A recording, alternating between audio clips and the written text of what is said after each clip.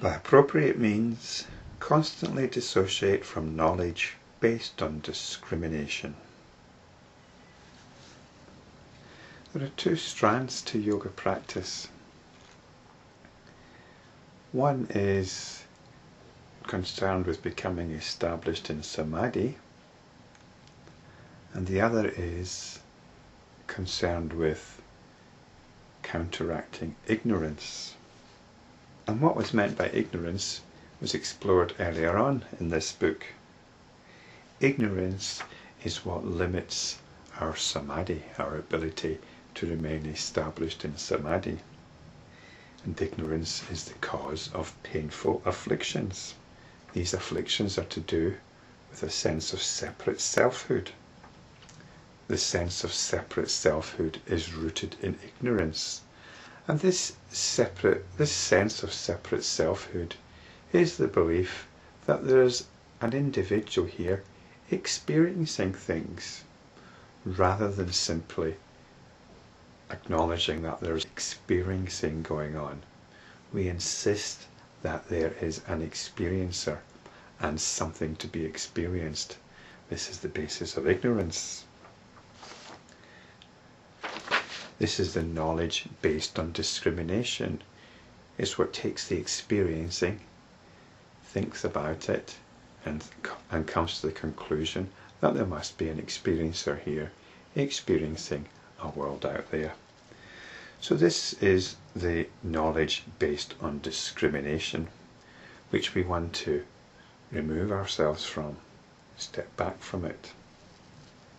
In doing so, we're entering into wisdom, or what was described in the previous sutra as unqualified insight. We're not qualifying the experiencing by anything. It's simply experiencing. We're not judging it. We're not looking into the wheres and the whys, the rights and the wrongs of it. We're simply accepting it, embracing it. So this is wisdom.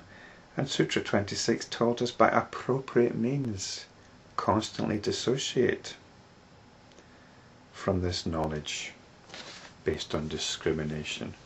And these appropriate means were outlined in the very first sutra of Book 2. It's the very practice of yoga, which consists of non-indulgence, self-study or self-inquiry, and directing the attention to the supreme identity. These are the appropriate means, and the rest of this book and the beginning of the next book are concerned with this.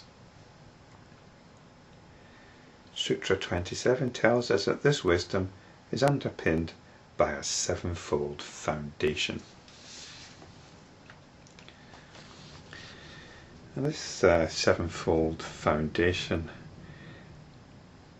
some have taken as an excuse to go into Hindu metaphysics and whatever, which is really quite superfluous in this context.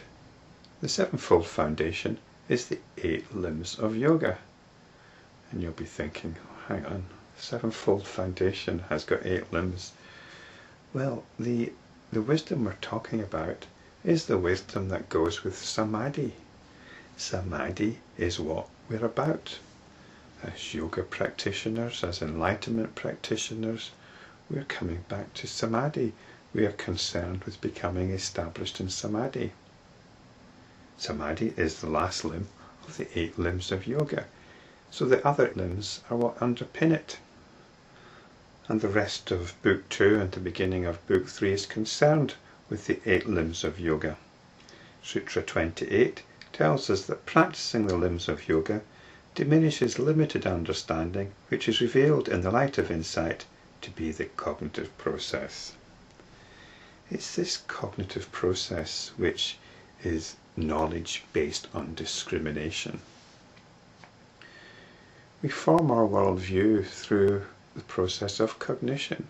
Cognition's a particular mode of consciousness. It's a very small part of consciousness, and yet, for most of us, it's all there is. Wisdom sees this.